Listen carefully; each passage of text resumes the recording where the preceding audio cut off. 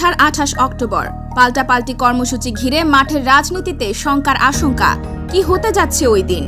আগামী দ্বাদশ জাতীয় সংসদ নির্বাচনের ক্ষণ যত ঘনিয়ে আসছে, দেশের বড় দুটি রাজনৈতিক দলের আক্রমণাত্মক রূপ আরও প্রকাশ পাচ্ছে।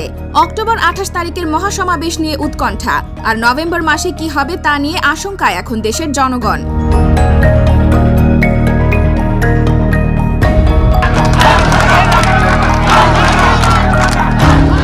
রাজনীতিতে কথার লড়াইও চলছে বেশ, জনগণ সেটা প্রতিদিন শুনছে।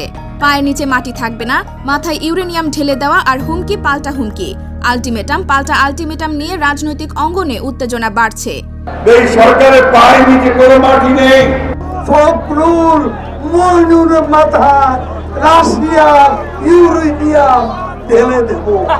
এক পক্ষ বলছে ক্ষমতায় থাকতে দেওয়া হবে না, অন্য পক্ষ বলছে রাস্তায় নামতে দেওয়া হবে না। এসব কিছুই দ্বাদশ জাতীয় সংসদ নির্বাচনকে কেন্দ্র করে।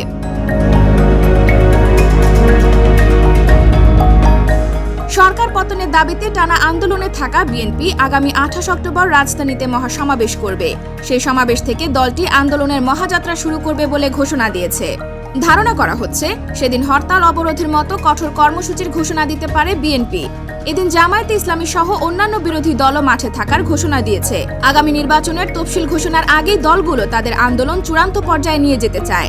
২৮ অক্টোবর ঘিরে রাজনীতিতে উত্তাপ আগেও ছড়িয়েছে। ২০০৬ সালের এই দিনে তৎকালীন বিএনপি জামায়াত জোট সরকার ক্ষমতা ছেড়েছিল। সেদিন ঢাকায় আওয়ামী লীগ ও জামায়াতে ইসলামের মধ্যে ব্যাপক সংঘর্ষের ঘটনা ঘটে। আওয়ামী লীগের সেই আন্দোলনকে লগি বৈঠার আন্দোলন হিসেবে কটাক্ষ করে থাকেন বিরোধীরা, কারণ সেদিন আওয়ামী লীগের নেতাকর্মীদের লগি বৈঠা নিয়ে রাস্তায় নামার আহ্বান জানানো হয়েছিল। রাজপথে প্রকাশ্যে লগি বৈঠা দিয়ে পিটিয়ে মানুষ মারার ঘটনা তখন দেশে বিদেশে ব্যাপক আলোড়ন সৃষ্টি করেছিল। পরবর্তী সময়ে সেনা সমর্থিত তত্ত্বাবধায়ক সরকার আসার পেছনে এই সংঘর্ষের ঘটনাটি বিশেষ ভূমিকা রাখে। এবারও পরিকল্পিত কিংবা কাকতালীয়ভাবে সেই ২৮ অক্টোবর ঘিরে রাজনৈতিক সংঘাত নতুন মাত্রা পেয়েছে। দুর্গাপূজার কারণে সাময়িকভাবে কর্মসূচি স্থগিত রাখা বিএনপি ২৮ অক্টোবর শনিবার ছুটির দিনে রাজধানীতে মহাসমাবেশ করবে। দলীয় সূত্রে জানা গেছে বিএনপির চলমান কর্মসূচি সেটাই শেষ দিন। এরপর হরতাল অবরোধের মতো কর্মসূচির কথা ভাবছে বিএনপি। রাজধানীর নয়াপল্টনে দলীয় কার্যালয়ের সামনে ক্ষমতাসীন আওয়ামী লীগ সরকারের পতন অত্যাসন্ন মন্তব্য করে এক সমাবেশ থেকে দলের মহাসচিব মির্জা ফখরুল ইসলাম আলমগীর এই কর্মসূচি ঘোষণাকালে বলেন, এক দফা দাবি আদায়ের আংশিক কর্মসূচি হিসেবে আগামী ২৮ তারিখ শনিবার মহাসমাবেশ করব। এরপর আমাদের মহাযাত্রা শুরু হবে। সরকারের পদত্যাগ না ঘটিয়ে আমরা আর বাড়ি ফিরে যাব না। এটি যুগপৎ আন্দোলনের কর্মসূচি। আগামী ২৮ অক্টোবর এই দিন আমরা ঢাকায় মহাসমাবেশ করব। ঠিক আছে, এই মহাসমাবেশ থেকে আমাদের মহাযাত্রা শুরু হবে। মূলত এই ঘোষণাকে কেন্দ্র করে মাঠের রাজনীতিতে বাড়ছে উত্তাপ। নির্বাচন ঘিরে দেশি বিদেশি চাপ সত্ত্বেও মাঠ ছাড়তে নারাজ টানা ১৫ বছর ধরে ক্ষমতায় থাকা আওয়ামী লীগ। একই দিনে একই সময়ে অল্প দূরত্বে জাতীয় মসজিদ বায়তুল মোকাররমের দক্ষিণ গেটে মহাসমাবেশের ঘোষণা দিয়েছে আওয়ামী লীগ। এতে দলের সভাপতি ও প্রধানমন্ত্রী শেখ হাসিনা প্রধান অতিথির বক্তব্য দেওয়ার কথা রয়েছে। আওয়ামী লীগের সাধারণ সম্পাদক ওবায়দুল কাদের বলেন, ২৮ তারিখ তো আমাদেরও কর্মসূচি আছে। আমাদের কর্মসূচি আমরা আগেই ঘোষণা করেছি, নতুন করে কিছু নাই। ২৮ তারিখ মহাযাত্রা আমাদেরও আছে।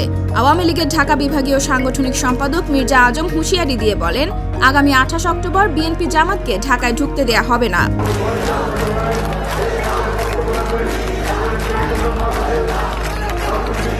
স্পষ্টতই যে বিএনপি সহ বিরোধী দলগুলোর আন্দোলন আওয়ামী লীগ মাঠে সক্রিয় থেকেই দমন করতে চায়। এজন্য ব্যাপক প্রস্তুতি নিচ্ছে আওয়ামী লীগও। এদিকে বিএনপির সিনিয়র যুগ্ম মহাসচিব রুহুল কবির রিজভী সংবাদ সম্মেলনে অভিযোগ করেছেন, ঊর্ধ্বতন পুলিশ কর্মকর্তারা ঘন ঘন বৈঠক করছেন কিভাবে বিএনপির কর্মসূচিকে নিষ্ঠুরভাবে দমন করা যায়। ঢাকা সহ সারা দেশ থেকে মিথ্যা মামলায় গ্রেফতারের হিড়িক থামছে না।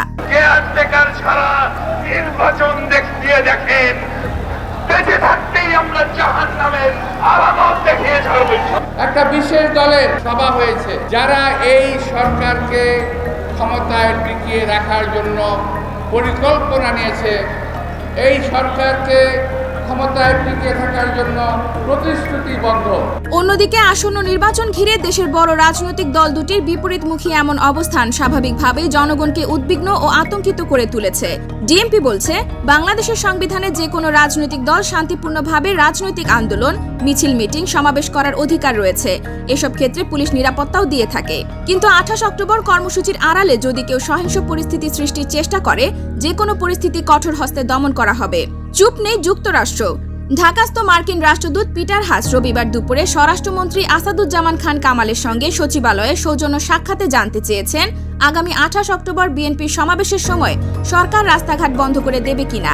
I expressed my hope that the political activities that are taking place after Durga Puja, starting on October 28th, remain peaceful and free from violence. এই বিষয়ে মন্ত্রণালয়ের পক্ষ থেকে জানানো হয়েছে যে শান্তিপূর্ণভাবে কোনো রাজনৈতিক দল সমাবেশ শেষ করলে তাদের কোনো কিছু বলার নেই। যে 28 তারিখে বিএনপি যেটা বিরাট কর্মসূচি দিয়েছে, যেখানে যে অনেক লোককে তাকে নিয়ে আসবে, তোমরা রাস্তাঘাট বন্ধ করে দিবা কিনা কিংবা তোমরা কি অন্য কিছু করবা কিনা। আমরা বলছি যে আমাদের তারা আসবে, তারা যাবে, আমরা বাধা দিব না কিংবা আমরা তো কোনো চিন্তাও করছি না। এই সংবিধান বাংলাদেশের মানুষের অধিকার কেড়ে নেওয়ার সংবিধান, এটা শুধুমাত্র ক্ষমতা দখল করে থাকার সংবিধান।